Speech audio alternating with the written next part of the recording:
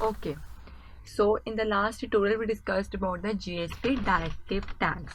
So in today's tutorial we discussed about the implicit objects in JSP. This is just a theoretical concept which we have already studied, but it's just that we need to have an idea what does we mean by this implicit objects in JSP.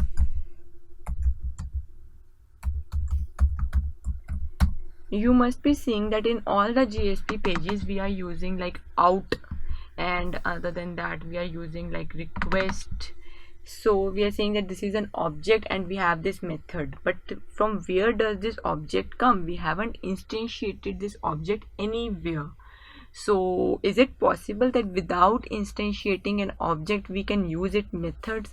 No, it's not possible, because if we talk about normal Java and we are not creating an object of a particular class and we use its method, we get a null pointer exception. But here we are able to use this object without instantiating. So these are known as the implicit objects, where we don't need to instantiate it. And who is doing this job for us? But someone definitely has to do it. So this is web container who ensure that these objects are created or instantiated during the translation process, and that is why we are allowed to use these objects inside my scriptlet tags. So these are all the implicit objects. The first one which we see is the out. So the out is an implicit object which is a writer, with the help of which a web developer can write the data to the client, and this print method is just used to write the data to a browser. And what is the syntax? Out.println and whatever we want to display, welcome or something. So this way we can use this out object. This is the implicit object. Second implicit object which we see is request. Definitely request is the one which is used to get the parameter values from the HTML form tag. Request.getParameter, request. We have multiple methods of it. If you see over here, we use this request.getParameter. Fine. So this is the request dot. See, we have get attribute, get authentic, get content type, get context. We get header also, where we can get the headers tags, get parameters. So we have multiple methods which we can use for this request implicit object also. The most commonly which we use is in the HTML form handling, the request.getParameter username, and this name is exactly the same as the UI component name. The next one which we have is the response. So these two we have already seen. The request is there to get the parameters. The third one is response. As the name indicates, this is just used to manipulate the HTTP response to the client. Here you can make use of that content type also. You are doing that content type attribute where you are just setting it to Excel, and here also you are just manipulating the response only to the client. So that content type can also be changed using this implicit object. So there are two methods to change the content type. First is by using the content type attribute in my page directive, and the second one is my using the response implicit object. It both are same. It's not that anything is different. We have this. I will just show you in my page only. Here only you can use response dot set content type. Here you can just specify whatever content type you want to give. Like I specified text.html, it will give me this is the another way to set the content type rather than using this attribute. So this is my third implicit object. The another method, there were multiple methods. The most commonly used method of this response object is the content type, and the another one is the response.sendError.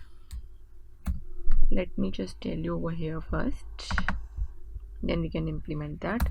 So we have response.sendError. You must be knowing that there are multiple HTTP status codes which come along with any web browser. You can install that HTTP headers plugin of Google browser and you can see the status code which is being coming. So those status code have some significance. You must have seen the commonly used status code is 404. You must have seen page 404, page not found. So this way we can send the right status code along with my JSP page if I want to. Another one which we have is a 200, which is signifying the OK and the success for my page. The next one we have is a 500, which is my internal server error. This means that the resource is being found, but there is some problem with the code you have written, and because of which we are getting this internal server error.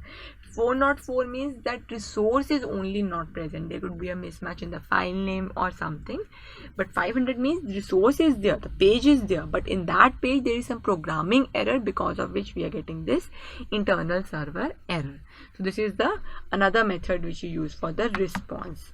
You can see it over here.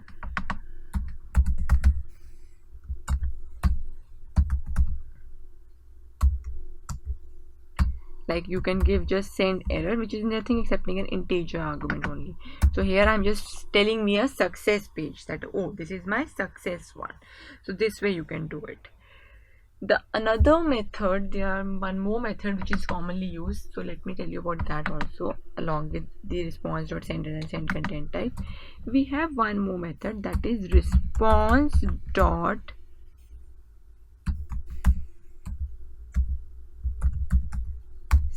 send redirect. Like see, I say send redirect http google.com.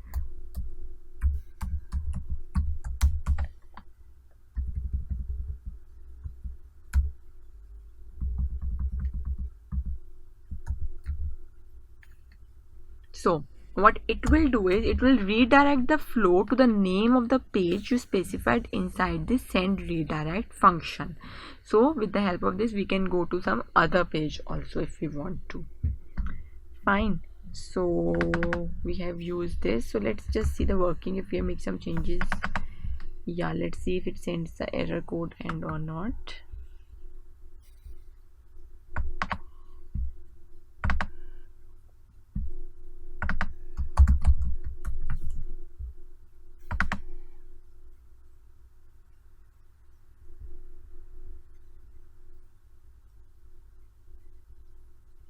It will go to this welcome1.jsp. okay, I have already actually said this, so let's not.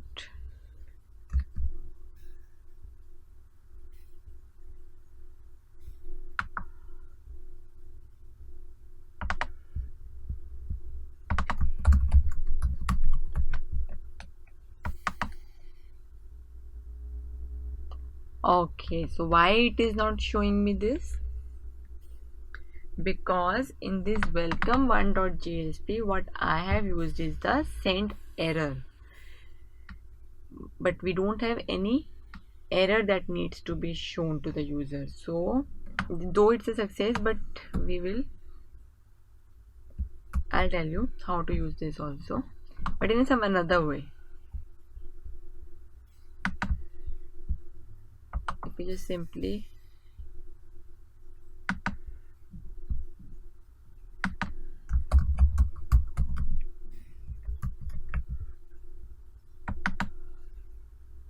so it's showing me this page. So you can use this response.send error, but you have to use it inside a scriptlet tag or something. So then we can use that and send the status code along with it. So we'll see that also. Okay, but before that let's study about the another implicit object, which is session object. Along with it, this one we have a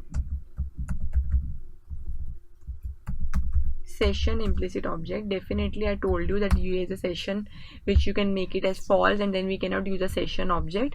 So but if you want to do the session tracking, you can use it inside your this. I'll just show you. This is the HTTP session object. You have all those methods also, get attribute and all that, so you can use a session tracking mechanism inside the JSP page if you want to. After the session object, we have one more implicit object, that is the application object. Actually, session is a place where we are storing the values for particular period of time.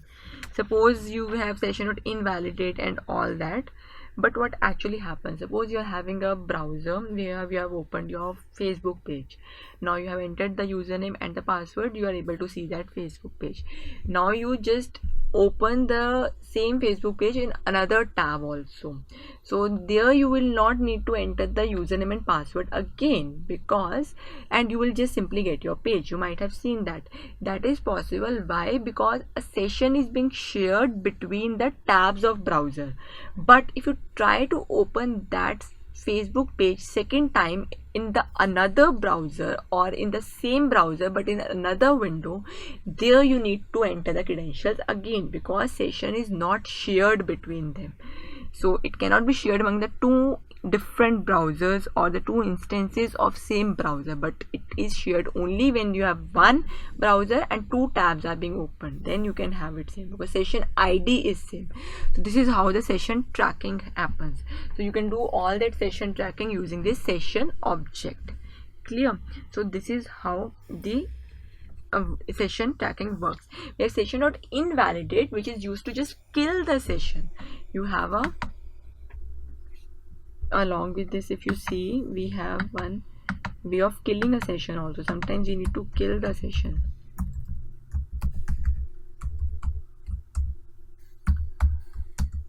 See, session.invalidate is there, which with the help of which you can kill a session. So this is what about session. So next we are just discussing about the application. It's somewhat you can say similar to session, but not exactly like that.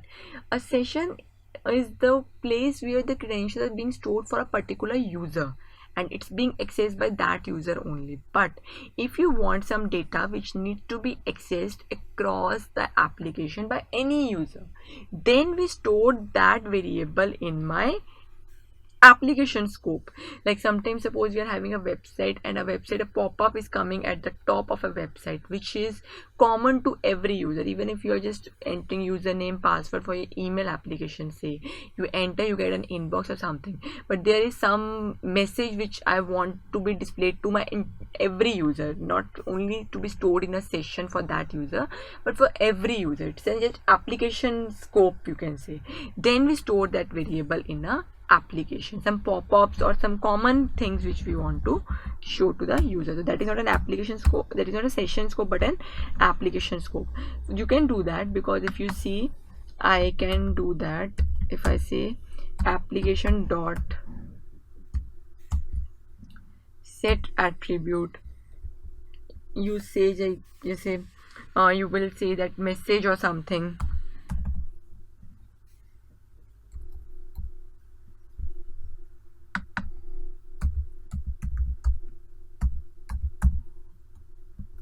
And here whatever you want to,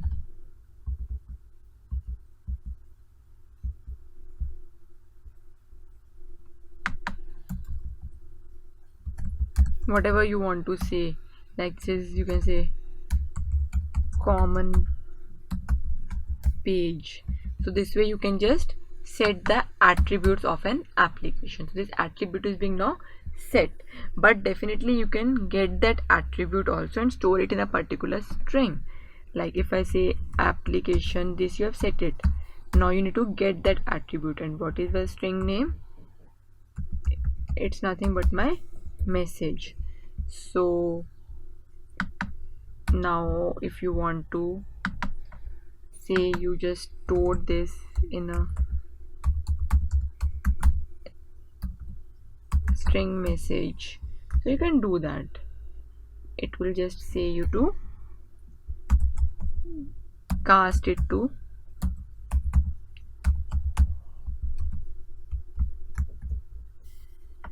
string. Then here you can do that out dot println, and definitely you can do message. Here a semicolon will come. So this is now being set in my application scope and not a session scope. I can just enter anything. Ajay 1 2 3. You can submit the form. Welcome to second page. Welcome Ajay. And this is like common page. It's not that it's being for this particular user only. It's a application scope for all the application or entirely across the application. This is being shared. So these are the 5 implicit objects in JSP: out, request, response, session, and an application. Clear?